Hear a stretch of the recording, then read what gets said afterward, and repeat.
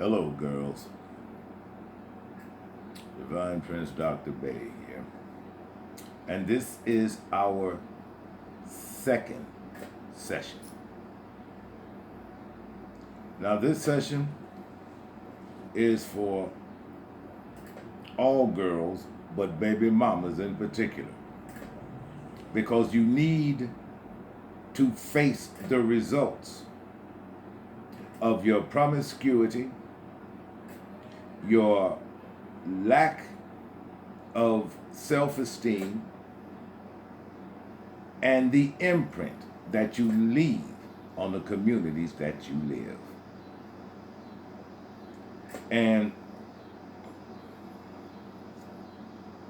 the thing about you baby killer breeders, you see, because you feel no kind of way about housing a baby killer, because that's what you're doing. You house baby killers. See, your son is a baby killer, and you're all right with that. That's a problem. It is also a dysfunction.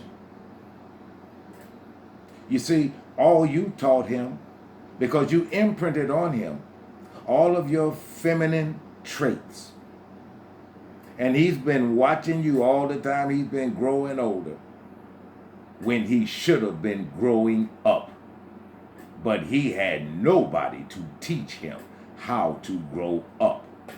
So he just grew older until you helped turn him into a baby killer with no remorse and no conscience. You did that, you baby mama. You see, all you taught him was the same thing that you do. Run away from the things you do. Run so you won't get caught. That's all you taught him. That's why when he shoots and kills these babies, he doesn't walk into a police station and say, look, I'm the one who shot that baby. I didn't mean to. Because what he is, he got from you. He's trying to hide now. He's responsible for the death of an innocent child who did nothing to him. But he gonna run and hide, just like you. Because he got it from you. You got it from you. You see, I'm gonna set down for you the difference between being a baby mama, being a mother with a husband who has a son. Because there are marked and distinct differences between the two. Case in point, when I was growing up down on 39th Street, 39th Street,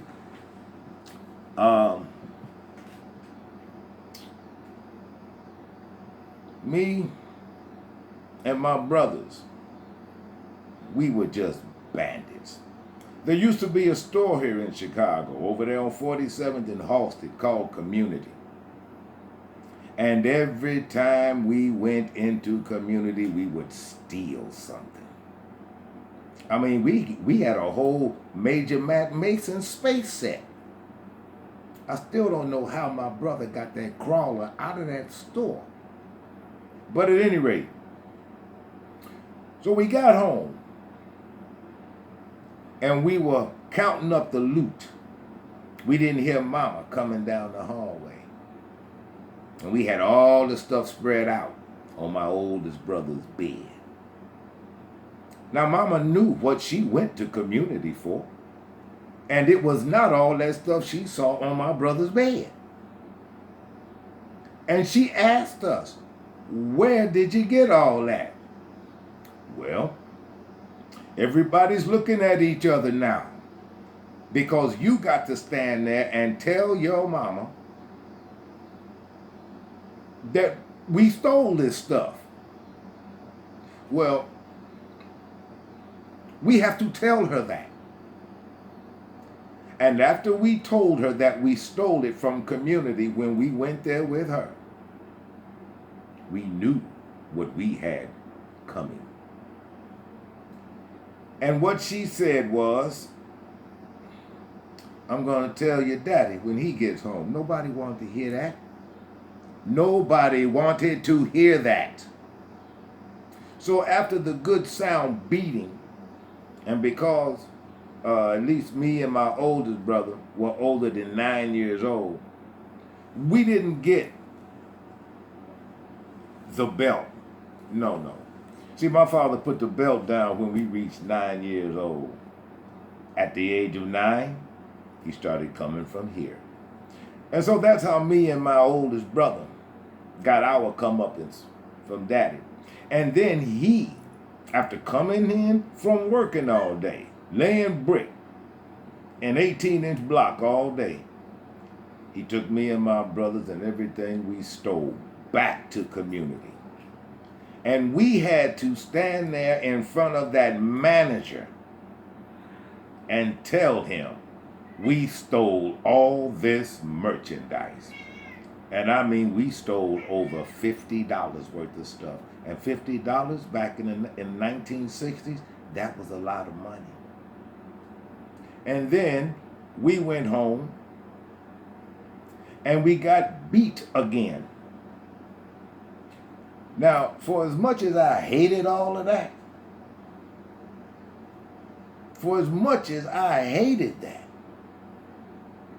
it taught me honor and it taught me responsibility.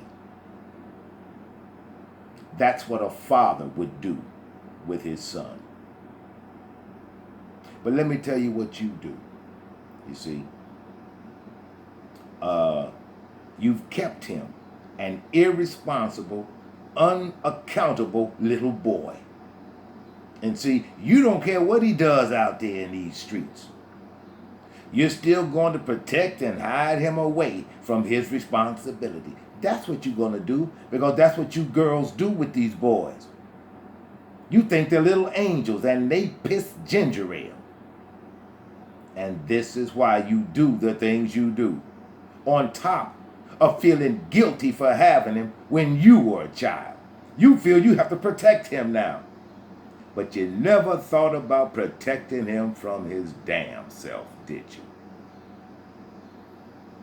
Let me give you the scenario. Let me show you what you do with your baby killing sons. You see? Because you're not accountable, you never taught him to be accountable. For nothing. See, you don't lose any sleep when you hear about little 7-year-old Rhonda who got shot 5 minutes ago. And your son and 2 or 3 of his friends run into your house. You don't think nothing about it, do you? You go out of your way to turn your head at the fact that little Rhonda got shot 5 minutes ago and your baby killing son and his murderous accomplice friends just ran into your house. You don't ask him no questions. Except, did you hear the gunshot? That's what you ask him. Did you hear the gunshot? And he's the one who pulled the trigger and killed little Rhonda. But you protect him because you got no honor and you never instilled any in him. All you baby mamas are trifling because you breed baby killers and you protect them.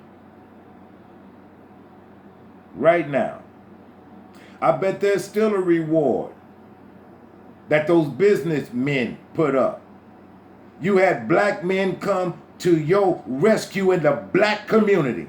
And I bet not a one of you damn baby mamas told those businessmen thank you. Because see, you ain't big on thanking anybody.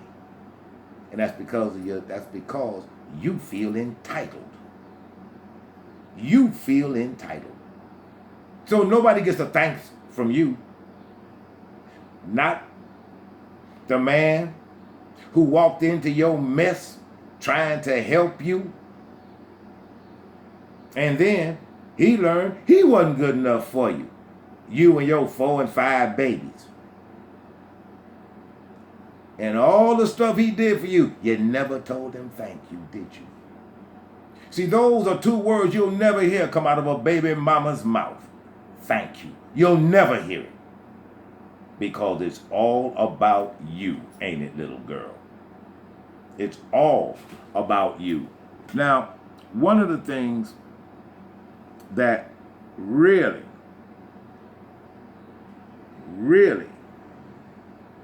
golds me is the fact that you know in your heart that your murderous son shot and killed little 7-year-old Rhonda. You know it. You know it. But you'll do nothing. And you'll say nothing. And because you shield your murderous ass sons, that reward's going to go unclaimed, ain't it? That reward that those businessmen put up, it's going to go unclaimed. Because ain't none of you baby mamas or them bitch boy niggas he hang out with gonna take him to the goddamn police. Because you don't really give a fuck about the black community. And for as long as that reward's been up there, it's been up there, what, a couple of weeks now? Nobody's claimed it. And it is because that little baby killing son of yours is your son. And you think that's love. Well, gotta tell you, you know he did it. Or he was there when it happened. And you'll just push that out of your mind. Because that's my baby. That's my baby. That's my baby. You see? And you know that tonight, you know, the night that little Rhonda got shot and killed, little 7-year-old Rhonda got shot and killed, tonight a baby killer will be sleeping under your roof and under your protection. If you had the feelings of a human, what would the virtuous side of you do? You know, that higher self. What would it do? You know what it would do. But because you live in your lower self, you don't care.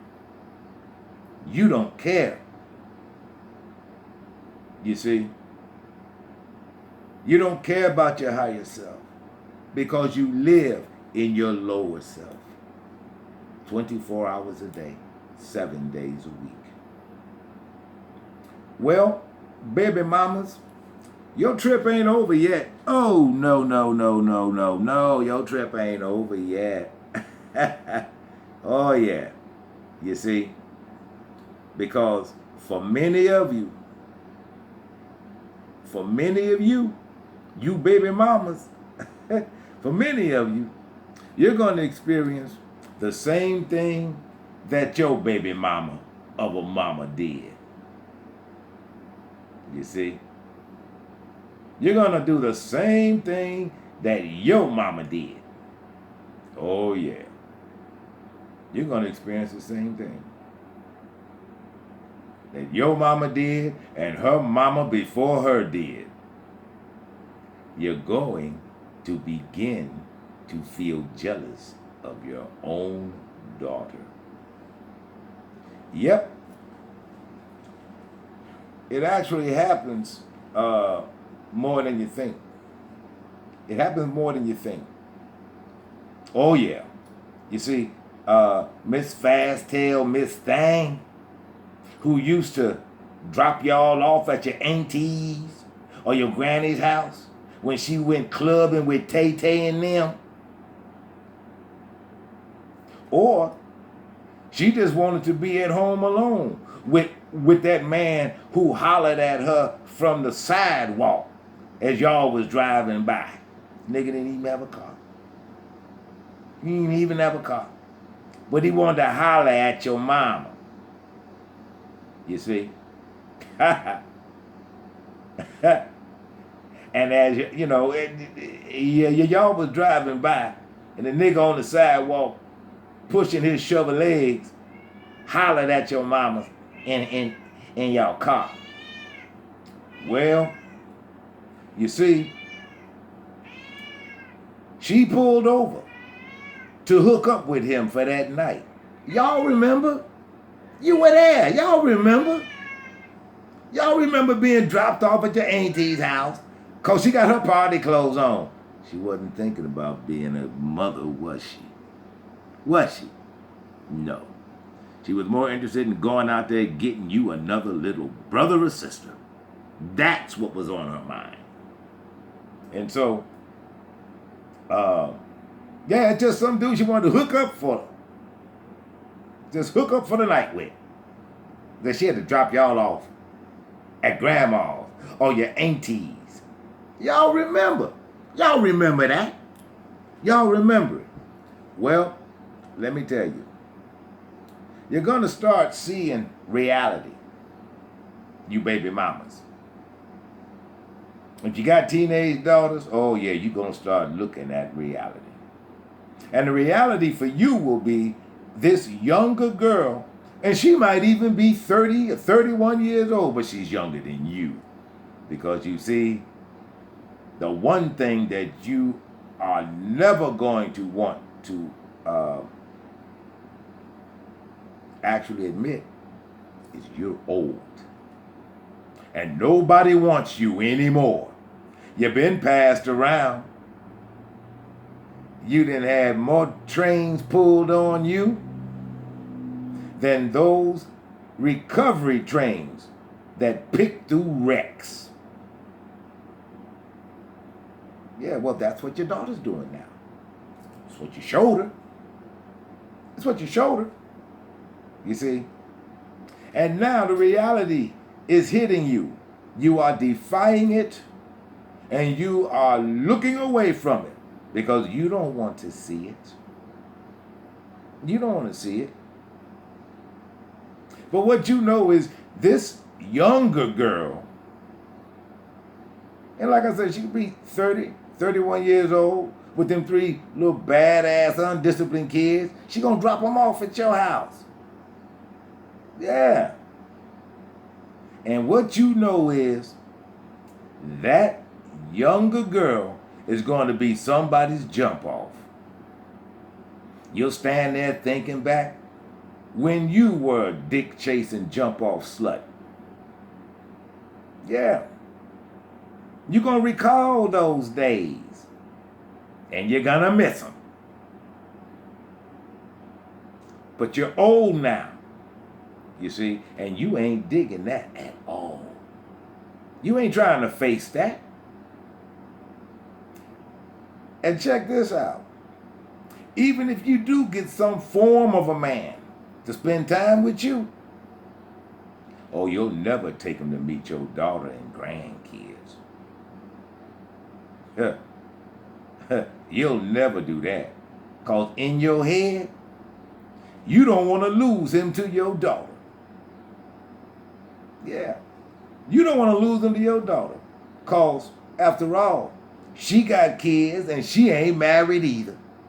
Just like you. If she and her brood are living with you, well, because you live in your head, your daughter will be seen as your competition. Now, like I said, this happens more often than you think. Oh, yes. Oh, yes. See, you'll try to ignore it at the onset. And what will be setting in on you will be first stage resentment. That's what's going to be setting in. Oh, you'll push it out of your mind, but it'll never really go away. Except now, you won't be cognizant of how your behavior towards your daughter has changed. You're not going to notice that. Not going to notice that.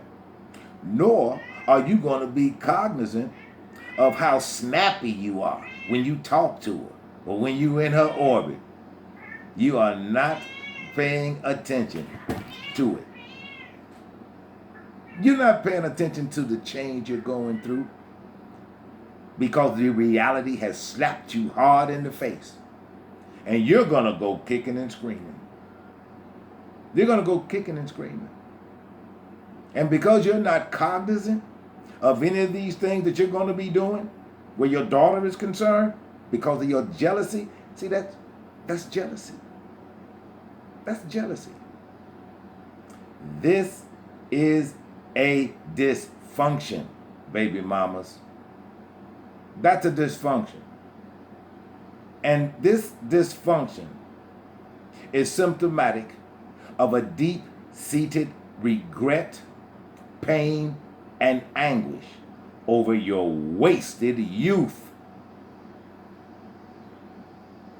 Over your wasted youth and true value to a man. Now, when I use the word man, I'm not talking about these little boys you give the best of yourself to and that you let knock you up because you let him.